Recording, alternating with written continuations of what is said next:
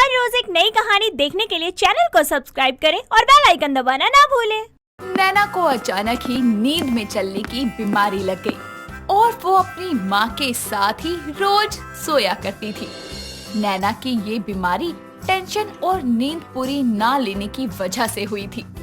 ऐसे ही एक दिन वो अपनी माँ के साथ सो रही थी, तभी वो नींद में उठकर खिड़की के पास जाकर खड़ी हो जाती है और वहाँ जाकर बोलती है, कब आओगे मेरे सपनों के राजकुमार? मैं तुम्हारा कब से इंतजार कर रही हूँ।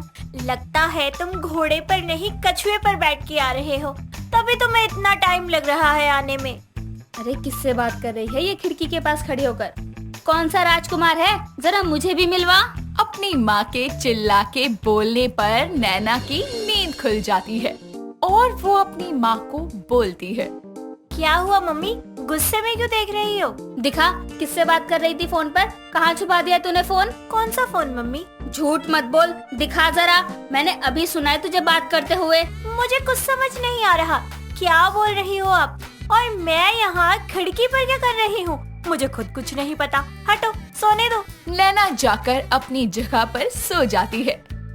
ऐसे ही एक दिन नैना नींद में अपनी मम्मी को सोते हुए किस कर लेती है, जिसके बाद नैना की मम्मी हड़बड़ी में उठ जाती है और बोलती है, कौन है कौन है? यहाँ तो कोई नहीं है। ओ निकम्मी, शर्म कर, उठ। क्या हुआ, क्यों नींद खराब कर रही हो? शर्म नहीं आती तुझे? नींदों में मेरी पप्पी ले रही है, तरीके से सो जा। पता नहीं कौन से कसम को याद करके पप्पियाँ ले रही है। सो जा, नहीं तो तोड़ दूंगी तुझे आधी रात को। क्या हो रहा है इनको? क्यों पीछे पड़ी है मेरे? रात को भी चैन नहीं है मेरी माँ को। नैना और कविता सो जाते हैं। कविता को लगता है कि उसकी बेटी किसी को पसंद करती है और सुबह उठते ही वो अपने पति सुरेंद्र को बोलती है, अजी सुनते हो नैना के पापा, हमें नैना की शादी टाइम से कर देनी चाहिए। उसकी बढ़ती उम्र के चक्कर में कोई नुकसान न हो जाए। पता नहीं किससे बात करती रहती है। मैं तो कहती हूँ इसलिए समय पर अच्छा लड़का देखकर उसकी शादी कर डालो। हाँ हाँ सही है, कर देंगे। कुछ टाइम रुक जाओ, चलाते हैं रिश्ते की बात। वैसे अगर उसे कोई पसंद है तो क्या गलत है? आजकल तो बच्चे अपनी पसंद से ही शादी करते हैं और अच्छा ही है। उसे पहले से ही कोई पसंद है तो। हमारी बेटी अच्छी और समझदार है, अगर उसको वो लड़का पसंद है तो उससे बात करके करवा देंगे शादी। हाँ क्यों नहीं, तुमने तो सर पर चढ़ा रखा है पापा की लाडली जो है। मैं करती हूँ इससे तो बात। कविता अपनी बेटी नैना के पास जाकर उससे पूछने लगती है, बेटा उस रात तू किससे बात कर रही थी? देख हमसे मत छुपा, हमें सब पता है। अगर कोई लड़का है जिसे तू पसंद करती है तो बता दे, तेरे पापा तेरी शादी उसी लड़के से करवाने के लिए तैयार हैं। मैं और किसी लड़के से बात करती हूँ? अरे कैसी कैसी गलतफहमियां पाल रखी हैं आपने। मैं किसी लड़के से बात नहीं करती। अच्छा तो फिर सोच ले, तेरे पापा अपनी पसंद से तेरे लिए लड़का देखकर शादी करवा देंगे। फिर मत बोलियो, इसलिए अभी बता दे। सोच लिया, जब कोई है ही नहीं तो जबरदस्ती की हामी भरूं क्या मम्मी? नैना के माता पिता को भ्रम था, लेकिन नैना किसी लड़के को पसंद नहीं करती थी और एक दिन कबीर नाम के लड़के को नैना के माता पिता पसंद करके नैना से उसकी सगाई करवा देती है। ऐसे ही दिन गुजरने लगे और नैना की नींद में चलने की बीमारी ज्यादा ही बढ़ने लगी। और ऐसे ही एक रात नैना अपनी माँ के साथ सोते हुए नींद में उठकर रात को 2 बजे खिड़की पर चढ़ती है और चढ़ के नींदों में गाने गाती है। मेरे ख्वाबों में जो आए, आके मुझे छेड़ जाए, उससे कहो कभी सामने तो आए। कविता की आँख खुल जाती है और वो देखती है कि नैना खिड़की पर खड़े गाने गा रही है और वो डर जाती है। डरकर वो जल्दी से अपने पति को बुला कर लाती है और सुरेंद्र नैना को नीचे उतार देता है। लेकिन नैना अभी भी नींद में थी और फिर उसकी आंखों के आगे हाथ फेरकर उसके पापा देखते हैं और बोलते हैं, नैना नैना उठ। क्या हुआ है इसको? ये अजीबोगरीब हरकतें क्यों कर रही है? हे भगवान, किसी ने काला जादू तो नहीं कर दिया?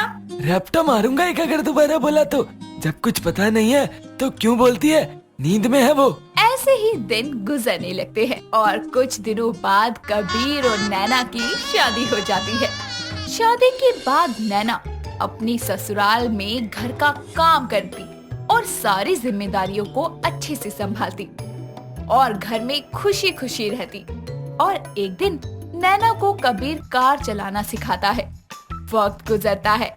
नैना रात में अपने पति के साथ सो रही होती है। तभी अचानक वो सोती हुई नींदों में उठकर किचन में जाकर आटा निकालकर छान लेती है और उसे पानी में घोलकर पीने लगती है। कुछ देर में उसे होश आता है और वो अपने कमरे में जाकर अपनी जगह पर सो जाती है। और सुबह उठते ही उसकी सास रजनी किचन में जाती है और नैना को बुलाती है। अरे नैना, ये क्या किया तूने? सारे किचन में आटा फैला दिया। रात को पुए बनाने आई थी क्या? नहीं माँ जी, मैं क्यों रात को पुए बनाऊंगी? तो फिर ये आटा क्यों घोल के रखा है तूने? मुझे क्या पता माँ जी, मैंने तो नहीं रखा। रात को तू ही आई थी रसोई में। मैं जब बाथरूम जाने के लिए उठी थी तो मैंने तुझे देखा था। शर्म नहीं आती? अकेले ही पकवान बनाकर खा लिया और बर्तन भी धो दिए। बड़ी चालू है तू तो। मैं अकेले क्यों खाऊंगी? सबके साथ खाऊंगी ना। हद है, किसी और का किया हुआ आप मेरे सर पर मर दो। अपनी सास को ही उल्टा सुनाकर नैना चली जाती है। पूरा दिन गुजरता है और फिर रात को सब अपने अपने कमरों में सोने चले जाते हैं। नैना फिर से नींद में उठकर इधर उधर घूमने लगती है और अपने पति की शराब की बोतल निकालकर पी जाती है, जिसके बाद नशे में वो वापस अपनी जगह पर आकर कार चलाने लगती है। हट हट जा साले, सामने से हट जा वरना ठोक दूंगी। सुनाई नहीं दे रहा? हट। तभी कबीर जागता है और नैना को बोलता है। क्या हुआ बेबी, इतनी रात को क्या कर रही हो और क्या बोले जा रही हो? चुप बे कुत्ते, सो जा। कबीर डर के चुपचाप लेट जाता है, लेकिन उसे नींद नहीं आती और वो नैना की बातें सुनता रहता है।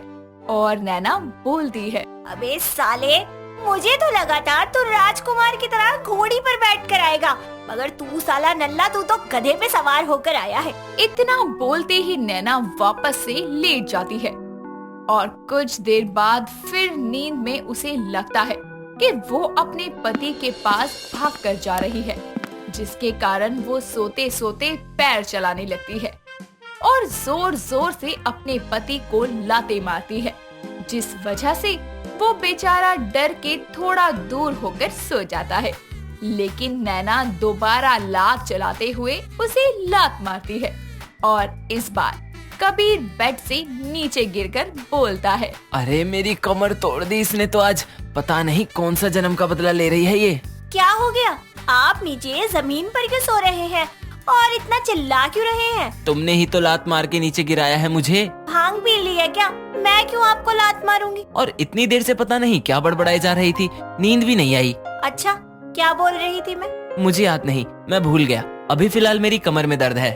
जरूर आपने कोई बुरा सपना देख लिया होगा। चलो ऊपर आ जाओ। नहीं, मैं यहीं ठीक हूँ। दोबारा गिरने से अच्छा यहीं सो जाता हूँ। बहाने मार रहे हो ना मेरे पास न सोने के। आता हूँ ना यार। ये क्या, तुमने शराब पी रखी है? कैसी बातें कर रहे हो? मैं क्यों शराब पीऊंगी? सच कह रही हूँ, मैंने कोई शराब नहीं पी, आपकी कसम। सो जाओ फिर। ऐसे ही अगली सुबह कबीर जागता है और शराब की बोतल देखकर बोलता है, तुमने रात को झूठ बोला ना, तुमने नहीं पी, तो फिर ये बोतल कैसे आई? और रात को तुम्हारे मुंह से बदबू भी आ रही थी। मैं सच बोल रही हूँ, मुझे कुछ नहीं पता चला। इन बातों को छोड़ कबीर ऑफिस चला जाता है और रात को घर आकर अपनी माँ को नैना के बारे में सब कुछ बताता है, जिसके बाद रजनी भी उस रात की बात कबीर को बताकर बोलती है, कल इसके मम्मी पापा को कॉल करके बुला लेना और इसको इसके घर भेज देना। माँ, वैसे नैना ऐसी लड़की तो नहीं है, लेकिन समझ नहीं आ रहा वो ऐसा क्यों कर रही है। हमें इसके घर बात करनी चाहिए पहले। नहीं, रात बहुत हो चुकी है, कल बात करियो। सब खाना खाकर अपने अपने कमरे में सोने चले जाते हैं, जिसके बाद कबीर बोलता है, आज तो पता लगाना पड़ेगा ये रात को करती क्या है। सब सोने चले जाते हैं, लेकिन रजनी कबीर सोने का नाटक करते हैं और उस रात नैना फिर से नींद में उठकर चलकर गेट खोलकर बाहर जाने लगती है। ये देखकर रजनी बोलती है, अरे आधी रात को किससे मिलने जा रही है ये? जिसके बाद कबीर और उसकी माँ भी नैना का पीछा करते करते उसके पीछे पीछे जाते हैं और नैना चलते चलते रोड पर निकल जाती है, जहाँ एक गाड़ी से बस उसकी टक्कर होने ही वाली होती है कि तभी कबीर उसे खींचकर बचा लेता है और वो देखता है कि नैना नींद में चल रही है।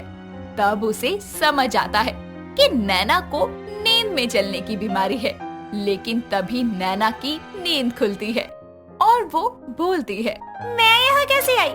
हम यहाँ क्या कर रहे हैं? आधी रात को कहीं जा रहे हैं क्या? नहीं नैना, पहले घर चलो, वहीं सब बताते हैं हम। नैना को घर ले जाकर सब बता देते हैं और अच्छे डॉक्टर से नैना का इलाज करवाते हैं, जिसके बाद नैना की नींद में चलने की बीमारी ठीक हो जाती है। दोस्तों, अगर आपको ये कहानी पसंद आई तो इसे लाइक करें, शेयर करें और कमेंट करके बताएं कि कहानी में आपको सबसे अच्छा क्या लगा।